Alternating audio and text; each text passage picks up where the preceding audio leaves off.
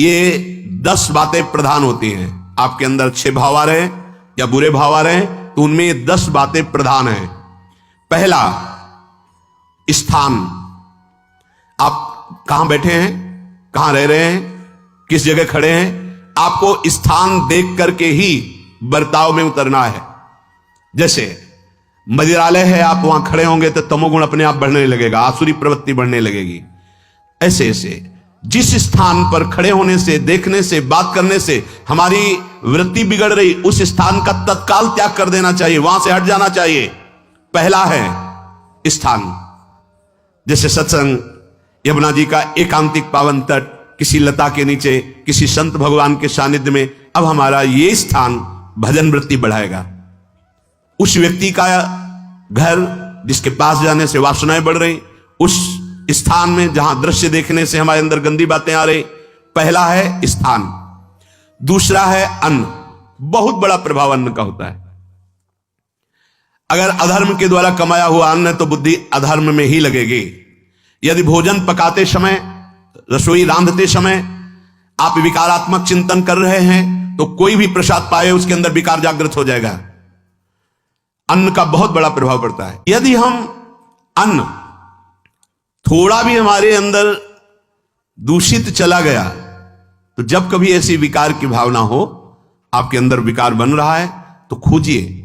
आपने कोई दृश्य देखा है, आपने किसी से बात की है, आपने कोई ऐसा संकल्प बनाया, नहीं तो फिर भोजन दोष आ गया। अब आज उपवास कर दो, जब तक वो वृत्ति न नष्ट हो तब तक कुछ मत पाना, जल से काम चलाना, तो एक दिन एक पहर अपने आप शांत हो जाएगा। अगर बहुत विकलता हो रही तो नाम कीर्तन शुरू कर दो, भोजन मत पाना, नाम कीर्तन शुरू, बिल्कुल शांति मिल जाएगी, बिल्कुल।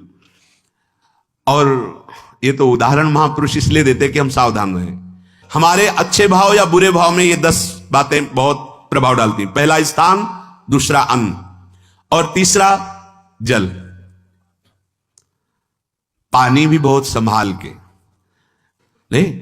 आजकल तो देखो प्रायः ऐसे दांत से प्लास्टिक नोचेंगे, ऐसे पानी पिएंगे, कब भरी गई, कहां भरी गई, कैसा पानी, बड़ा देखो कैसा हमारे भजन साधन के लिए विक्षेप पैदा होता चला जा रहा है। पहले सुंदर सरोवरों का जल, मतलब 15 वर्ष तो गंगा जल ही केवल पिया है, जो आकाशवृत्ति से मिला नहीं, गंगा जल ही पिया है। कुआं का जल, फिर आया हैंडपैप का जल, अपवित्र होने लगा। हैंडपैप में जो वाशर, अगर वो कहीं चमड़े का पड़ा हुआ है तो अपवित्र जल हो गया। अब हैंडपैप का भी अंतर ध्यान स्वरूप हो गया, अब तो नहीं दिखाई देता। अब रह गया है मोटर से निकले और फिल्टर में जाए, वो मशीन जो फिल्टर करती है पानी को, आरओ, उससे।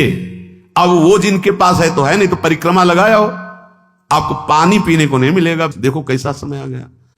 आगे और समय, जल का प्रभाव पड़ता है। जैसे हम गंगा जल पीते थे, सही कहते हैं, कई दिन जब भोजन नहीं मिलता तो पूरी पौष्टिकता गंगा जल से मिलती थी। गंगा माता के जल से ऐसा लगता था मानो हम परम पावन अमृत पान कर रहे हैं, सारी पौष्टिकता मिलती थी। कुएं का जल अपने आप में पौष्टिकता से युक्त होता, जो हमें चाहिए। आज देखो जल की समस्या हो गई। पवित्र जल पीने के लिए हम तरस रहे हैं, कहां जल, और कैसे मिलेगा जल?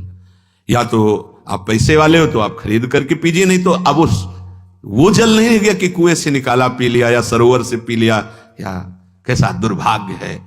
जल का बहुत बड़ा योग है साधना में। जैसे स्थान का तो परम पावन वृंदावन धाम, अन्न का तो अब हम भगवत प्रसाद पाते हैं, तो जल का बहुत बड़ा योग है। आज दूषित होता चला जा रहा है। फिर चौथा है आपका परिकर, जहां पर रह रहे हैं वो समुदाय, चाहे परिवार हो या आप समुदाय, वो कैसा है, रजोगुणी है, तमोगुणी है, सतोगुणी है या त्रिगुणातीत भागवतिक है, उसका प्रभाव पड़ेगा।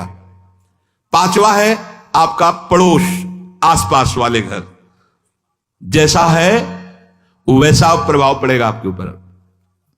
पड़ोस निंदनीय है तो बंधन से युक्त होना पड़ेगा। आस पड़ोस का बड़ा प्रभाव पड़ता है। फिर अगला है दृश्य। इस पे बहुत सावधानी की जरूरत है। ये मोबाइल भगवान चल गए हैं, बहुत विस्तार से चल गए हैं। अब कोई छोटा मोबाइल रखना नहीं चाहता, सब वो स्क्रीन वाला रखना चाहते, टच मोबाइल। दृश्य से बचो। बच्चों, जवानों, बूढ़ों, सबकी वृत्ति जो माया आकर्षित करती, जो दृश्य हम देखने के लिए अंदर से उल्लसित है, वो मोबाइल में सब है, चाहे भागवतिक और चाहे सांसारिक। तो भाई देख लो, गुण दोष में संसार है। अगर आप दोष ग्रहण करना चाहते हो तो दोष ले लो, गुण तो गुण। बहुत बहुत खतरनाक विषय है और बहुत लाभदायक विषय है। किसी संत की वाणी एक बार समझ में नहीं आई, अगर हम 10 बार सुने तो समझ में आ जाएगी। ये लाभदायक है, बहुत सावधानी की बात कह रहे हैं। वैसे हमें लगता है यदि आपको इस बड़े कार्य वाले ना हो तो छोटा मोबाइल रखे तो अच्छा रहता है। तो इसलिए ये एक ऐसा कलयुग भगवान ने रचा है कि बचा पाना बड़ा मुश्किल है। इससे वृत्ति को बचाओ, जो बचा ले गया वो आगे साधना कर सकता है। बहुत सावधान बच्चों। हमें लगता है यदि आपका मन चंचल हो, आपके शासन में ना हो, तो स्क्रीन वाला मोबाइल वो अपने माता पिता को दे देना चाहिए। और हम कहते रखो, छोटा वाला रखो, कभी कोई आपत्ति विपत्ति या सूचना देनी हो, बढ़िया काम करता है। जरूरी नहीं है इतना बड़ा लेके चलना। हाँ, अगर आपको बहुत राजकीय विभाग के कार्य हैं तो बात अलग है कि कौन सी सामान कहां कैसे, तो वहां से वीडियो भेज रहा है, वो चेक कर रहा है, यस हाँ ठीक है अब चलाओ। अपने को क्या काम है? सत्संग अगर सुनना है तो सत्संग सुनने के अलग यंत्र आते हैं, चला दो उसमें। वो इतनी बड़ी लगती है, उसमें चिप, पेन ड्राइव ऐसे लगा दो और सत्संग सुनो। जरूरी वो दृश्य वाला रखो। यहां कह रहे दृश्य, अगर गलत दृश्य देखा तो बावरे बन जाओगे और अच्छा दृश्य देखा तो भगवान के मार्ग के पथिक बनोगे। और आलोचना, ऐसी कोई वार्ता ना करे जिससे हमारे अंदर गंदे भाव आवे।